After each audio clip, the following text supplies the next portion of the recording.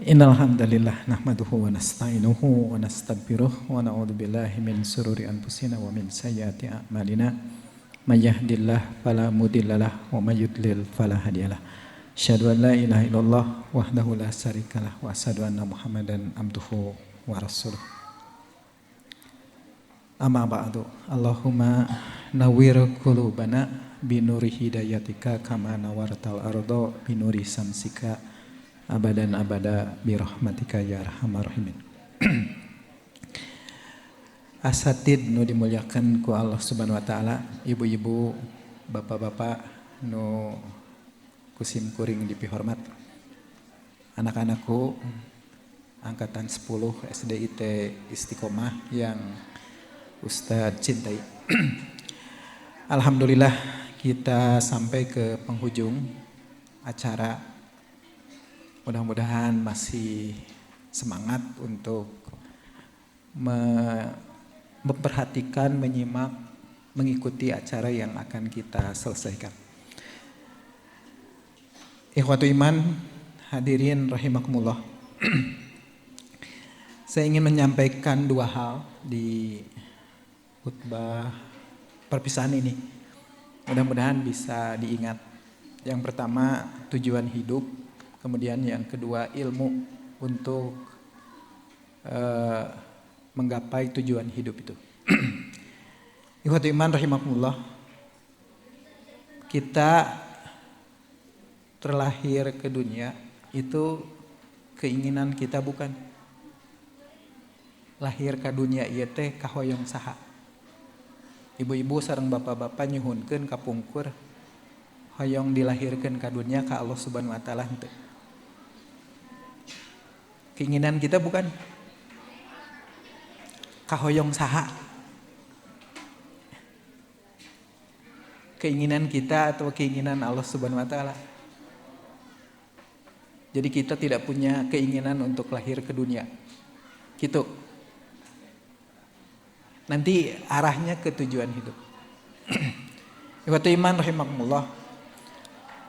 Kalau tidak punya keinginan sama sekali nih, berarti Allah yang menginginkan kita lahir ke dunia.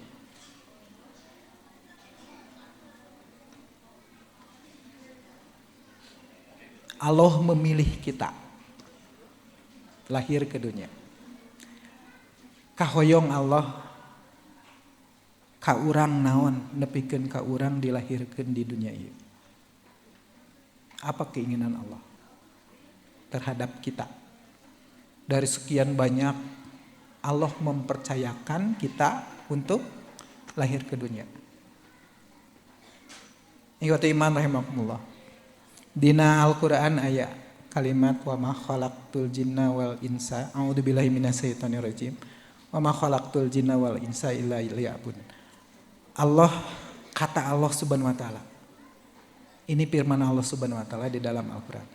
Allah berkata, Allah berfirman, aku tidak menciptakan jin dan manusia, kita semua, illa liya'budun, kecuali hanya untuk beribadah.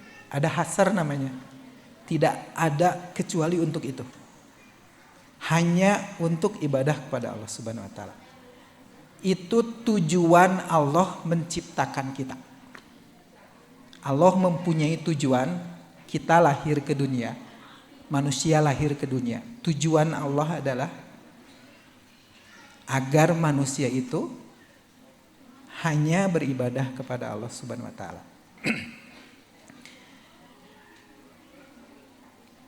Ibu-ibu, bapak-bapak punya tujuan memiliki anak sekarang nih. Kelas 6, kemudian nanti melanjutkan kelas 7. Tujuan ibu dan bapak gaduh putra ieu naon? Kalau Allah menciptakan kita punya tujuan. Sekarang kalau ibu dan bapak melahirkan anak-anak kita ini, tujuannya apa? Itu nanti macam-macam tujuannya. Hoyong ini, hoyong ieu, hoyong kitu. Tangke kurang urang diloyogkeun. Apa tujuan kita memiliki anak? Agar apa? Agar belajar terus gitu. Atau agar menjadi orang kaya. Agar menjadi orang pintar disekolahkan. Setiap sekolah juga nanti ada tujuannya. Nah sekarang kita memiliki anak, kita tujuannya apa? Harusnya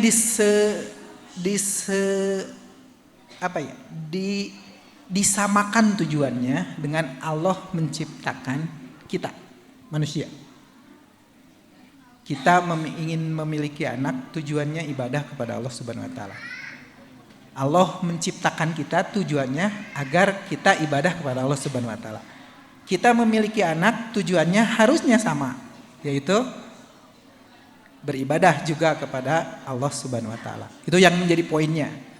Jadi kalau kita memiliki anak entong make tujuan sajen kecuali ngan keur ibadah ke Allah Subhanahu wa taala. Hadirin wa iman rahimakumullah. Engke kau terbatasi dengan kalimat wa ma khalaqtul jinna wal insa illa liya'budun. Di nu ayat sanes diungkap aina tadhabun. Ibu-ibu bade angkat ka mana? Bapak-bapak bade angkat ka mana? Tadhabun, kalian mau pergi kemana? Aina tadhabun. Sekarang kalau anak-anak mungkin lanjutkan. Tapi kalau orang tua, aina tadhabun, bade angkat ke mana? Nah, itu tujuan hidup nanti. Ada tujuan gak kita hidup ini? Aina tadhabun. Kedah kumaha ngaraih akhir dari pergi kita, arah kita kemana? Oleh karena itu nanti di ayat-ayat yang lain diungkap kita tidak boleh keluar dari apa yang diinginkan oleh Allah Subhanahu wa taala. Wa ma khalaqtul jinna wal insa illa liya'budun. Entong gaduh tujuan nusanes hirup mah. Hirup mah tujuanna ngan kangge ibadah eta nu paling pokok. Anu kadua dipasihan waktosna mung 10 menit. Ku moderator. Anu kadua kita mesti mempunyai ilmu pengetahuan agar kita sama tujuan yang kita inginkan itu tercapai. Harus memiliki ilmu pengetahuan. Tujuan kita diarahkan oleh Allah Subhanahu wa taala untuk beribadah. Kemudian kita harus punya ilmu ibadah itu. Nuntut ilmu teh wajib. Nuntut ilmu naon wae wajib. Kudu dituntut. Hanya saja ada perbedaan. Perbedaannya bukan dikotomi, bukan. Tapi prioritas. Perbedaannya bukan membedakan ilmu, tapi memprioritaskan ilmu. Karena arahnya yang telah ditentukan. Tujuannya ibadah, maka prioritas ilmu yang harus kita miliki adalah ibadah. Sebagai contoh begini, belajar bahasa Inggris itu ibadah. Belajar belajar sholat itu adalah ilmu. Belajar bahasa Inggris pun ilmu. Dua-duanya wajib untuk dituntut. Hanya yang satu dengan yang satunya lagi itu berbeda tuntutan. Yang kedua, contoh yang kedua. Belajar kedokteran, ilmu kedokteran, itu wajib untuk dituntut oleh kita. Belajar Quran, belajar hadis, itu ilmu sama. Dan wajib kita menuntut belajar Al-Quran dan As-Sunnah. Aya perbedaanana nu hiji mah pardu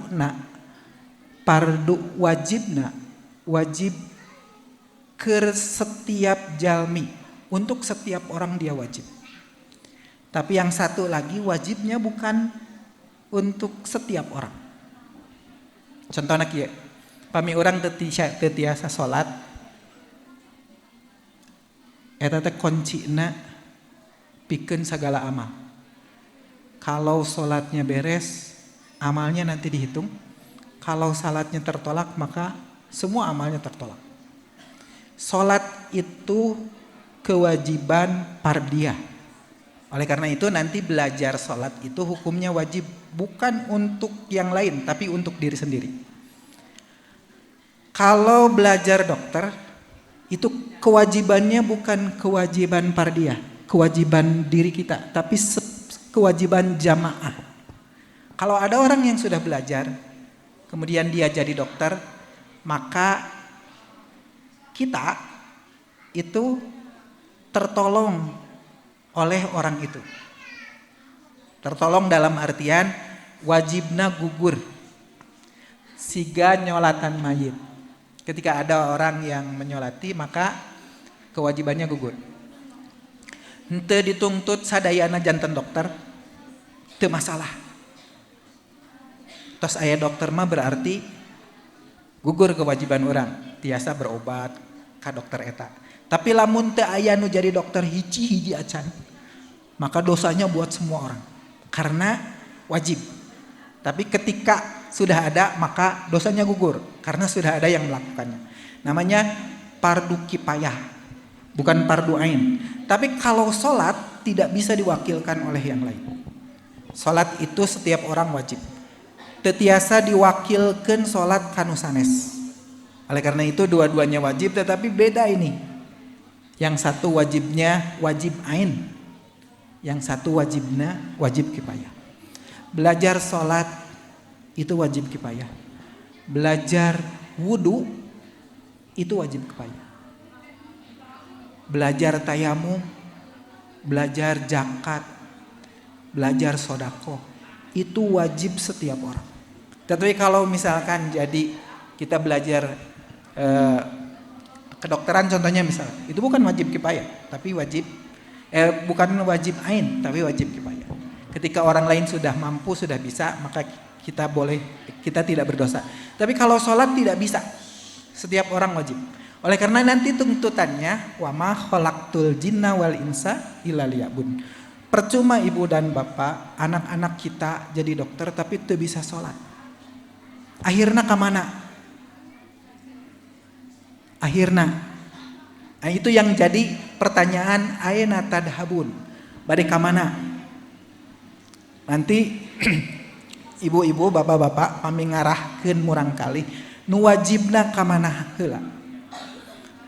Pami nu wajibna cumponan heula, wajib setiap orang. Setelah itu baru yang lain. Wajib kifayahna. Pami teu aya nu ngalakukeunana. Nah, itu yang jadi arahan. Mudah-mudahan ibu-ibu sareng bapak-bapak tiasa ngarahkeun murang kali sangkan hirupna salamet di dunia sareng di akhirat. Hirupna sesuai jeung keinginan Allah Subhanahu wa taala, wa ma khalaqtul jinna wal insa illa liya'budun. Itu yang ingin saya tegaskan, yang ingin saya sampaikan. Entong jadi profesor tapi teu tiasa salat. Entong jadi profesor, jadi dokter tapi awon ka ibu ramana. Nu ieu nu wajibna heula nu kudu dilakukeun. Setelah itu baru kita tuntut yang lain. Ada prioritas yang harus kita utamakan. Selain yang sering orang bilang ilmu umum, selain ilmu umum, maka prioritas yang paling harus diutamakan adalah ilmu tentang ibadah kepada Allah Subhanahu wa taala. Karena Allah menciptakan seseorang manusia itu bukan yang lain tujuannya kecuali hanya untuk ibadah.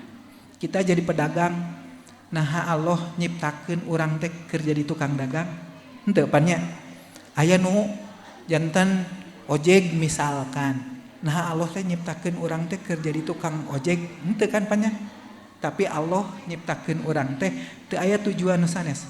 Sanes keur itu, keur ieu tapi ngan wungkul keur ibadah. Oleh karena itu nanti harus diarahkan. Belajar pun, nuntut ilmu pun semuanya wajib. Tapi nu ibadah mah eta mah tujuan nu paling pokok. Percuma nanti ibu-ibu dan bapak-bapak punya anak jadi profesor, tapi ka Allah Subhanahu wa taala teu tiasa ibadah. Itu ruginya, rugi akhirat. Mungkin dunianya dia berhasil, tapi secara tujuan yang Allah inginkan untuk manusia, untuk kita, itu tidak tercapai. Oleh karena itu bahaya.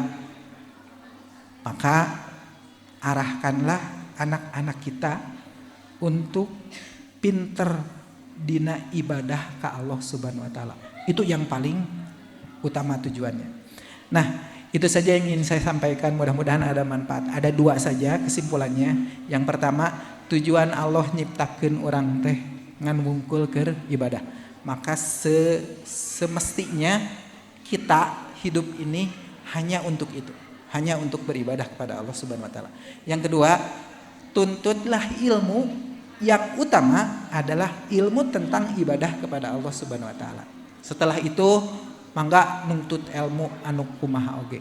Entong jadi salamet di dunia tapi cilaka di akhirat. Jadi nuntut nu kadua, nuntut ilmu nu paling wajib mah nuntut ilmu ibadah.